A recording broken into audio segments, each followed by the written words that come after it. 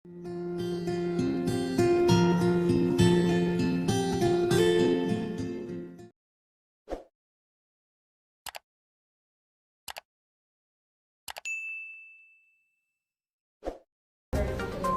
po kayo ngayon? Ang ito sa controversy sa inyong anak. And nakausap niyo ba siya? I haven't talked to him actually since the beginning. I've stayed away from the case. I have not talked to anybody. I have not asked anybody any favor. I just talked to a cousin of mine who's a lawyer who will start or has started representing him already.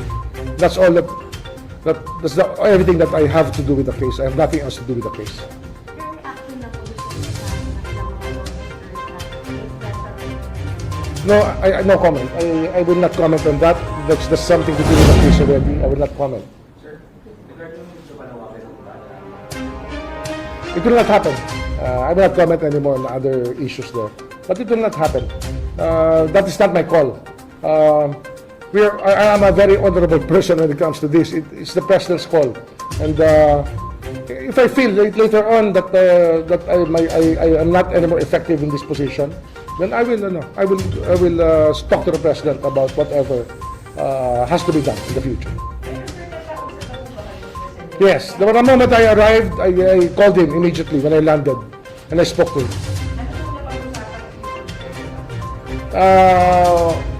Well, he just said that he commiserates with my plight as a parent. That's all. And he said that just go back to work because we need you. Sabi niya, we have to start working again in the local scene since you were able to do well in the international scene. We need you again in the local scene to do what has to be done. So to continue what we've been doing, what we started doing to reform the justice system.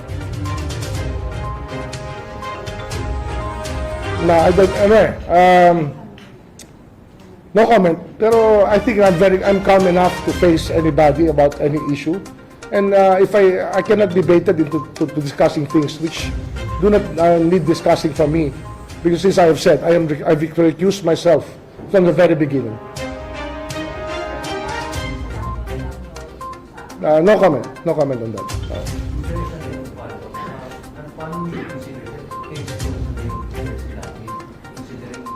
We have to know. The charges have to be filed. The conviction has to ensue. If it's going to be a plea of guilty, it has to be vetted properly. The testimony has to come out so that there will be a basis for the police to act on this matter later on. Because that definitely a gunman is not the whole crime itself. It has to be vetted as a whole conspiracy probably. No gunman will be there without a conspiracy.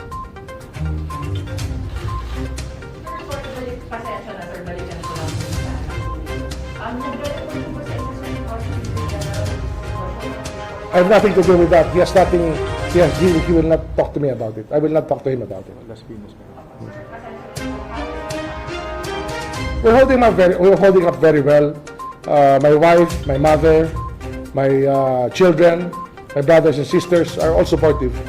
And I'd like to thank those people who have sent me statements of support on text, Viber text, and all messaging platforms. I appreciate the statements of support. I appreciate the support given to me by the DOJ and the fact that when this thing happened, people were worried, and we just said, just go back to work because this will not change the flow of work that we have to do. Because the deadline, as I said yesterday in the flag raising, the deadline for things we have to do in the DOJ is yesterday. We have to really rush to work and finish these reforms that have to be laid out to make our justice system better. Prosecution system, correction system, investigative system, our system for pardon and parole, parole and probation. All of these matters that have to be threshed out. Our land registration, our immigration, things that the DOJ is on top of and has to be on top of to be able to guide these agencies which actually affect our quality of life as a country.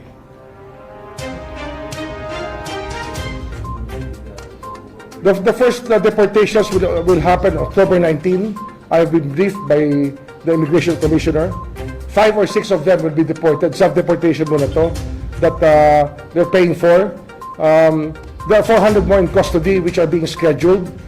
China is validating the identities of the persons to be deported if they're really their nationals, if they're overstaying. The BI has already canceled visas of many of those who are working at the illegal Pogo outlets. So work is ongoing right now.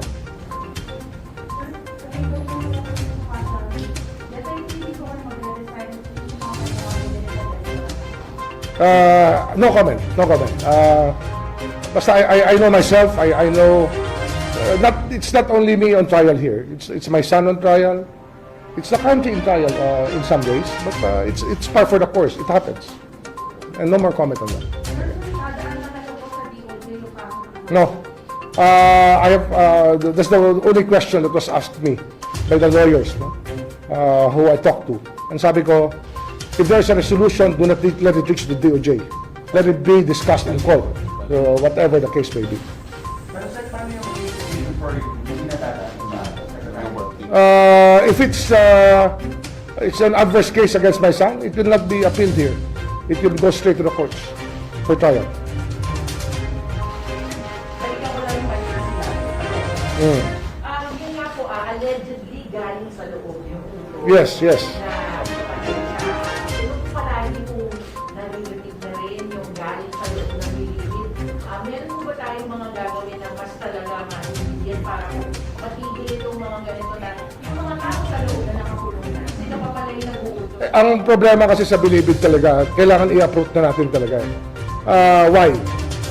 Kasi generations and generations of people under the guards of Bilibid feel an entitlement to the positions that they occupy. And that the temptation there is so great that it's so hard to check on these people. A telephone is being sold inside Bilibid for the reports to be for 300 to 500,000 pesos. That is the extent of how bad it is right now there.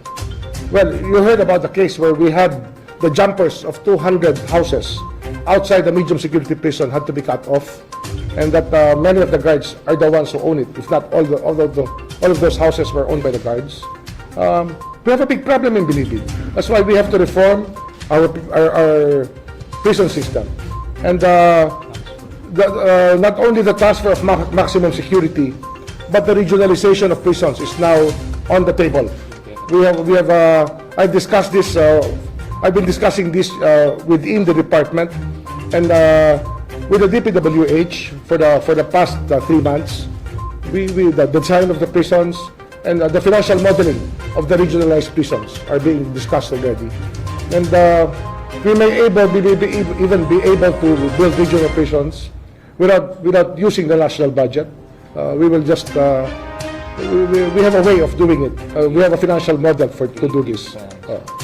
We have a financial model to follow.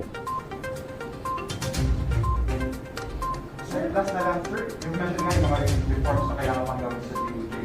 So, hindi pa kayo nangangamba na intervention of your son would take all your efforts na people would... I think that the blessing in this is that people will be more interested to know what we really are doing here for the country. I think that it's something that the country has created for the longest time. And we were the first ones, not the first ones, we're not reinventing the wheel, but we are the ones who really have the opportunity to do it, because from day one, the President allowed me to organize a team of people who are willing to work for the changes that we are working on. And that is the most important aspect here. Because without a team that you trust, without a team that you believe in, it's very hard to delegate work. And I believe that the people that I brought with me here, and the people I selected to work on the higher levels, to supervise the lower levels, have been very effective. And we will be continuing to do this, and it will be a legacy-setting administration. And I think that we can be thankful to the President for that.